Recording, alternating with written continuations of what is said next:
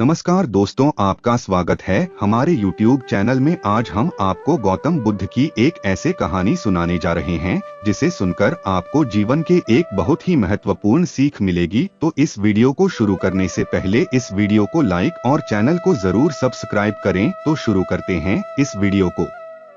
एक समय की बात है, एक नगर में एक बहुत धनी साहूकार रहता था। उसके पास अपार संपत्ति थी, लेकिन वह बेहद कंजूस और घमंडी था। उसे गरीबों की मदद करना पसंद नहीं था और वह हमेशा अपने धन को बढ़ाने में लगा रहता था। एक दिन एक साधु उसके दरवाजे पर भिक्षा मांगने आया।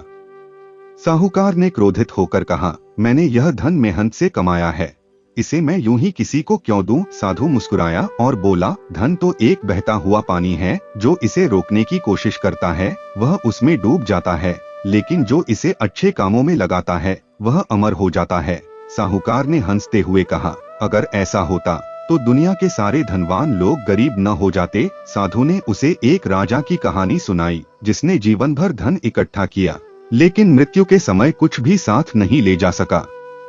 साधु की बातें सुनकर साहूकार सोच में पड़ गया। उसने महसूस किया कि धन का असली मूल्य तभी है जब इसे अच्छे कार्यों में लगाया जाए। इसके बाद उसने गरीबों की मदद करनी शुरू कर दी, धर्मशालाएं बनवाईं और जरूरतमंदों की सहायता करने लगा। धीरे धीरे उसका नाम पूरे नगर में सम्मान से लिया जाने लगा और उसकी संपत्ति भी और बढ़ती गई। इस कहानी से हमें यह सीख मिलती है कि धन का सही उपयोग समाज की भलाई के लिए करना ही सच्ची संपत्ति है। इसी तरह गौतम बुद्ध की एक कहानी भी हमें धैर्य और आत्मसंयम का पाठ सिखाती है। एक दिन बुद्ध अपने शिष्यों के साथ एक गांव में गए।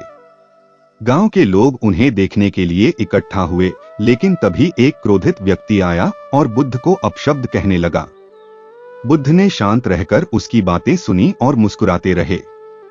यह देखकर वह व्यक्ति और भी गुस्से में आ गया और बोला, तुम्हें मेरी गालियों से कोई फर्क नहीं पड़ता? बुद्ध बोले, अगर कोई तुम्हें उपहार दे और तुम उसे स्वीकार न करो तो वह उपहार किसका रहेगा? उस व्यक्ति ने जवाब दिया, वह देने वाले का ही रहेगा। बुद्ध ने कहा, ठीक वैसे ही अगर कोई मुझे अपशब्द कहता है और मैं उसे स्वीकार नहीं करता तो वह उसी के पास रहता है। यह सुनकर वह व्यक्ति स्तब्ध रह गया और बुद्ध के चरणों में गिरकर क्षमा मांगने लगा। इस कहानी से हमें यह शिक्षा मिलती है कि बुरी बातों का जवाब क्रोध से नहीं बल्कि शांति और धैर्य से देना चाहिए। शिक्षा, धन का सही उपयोग समाज की भलाई में करना चाहिए। साहूकार की कहानी हमें सिखाती है कि धन केवल संग्रह करने के लिए नहीं होता, बल्कि उसका सही उपयोग लोगों की मदद करने और समाज के कल्याण के लिए होना चाहिए। यदि धन का सदुपयोग किया जाए तो वह हमें सम्मान और अमरता प्रदान करता है।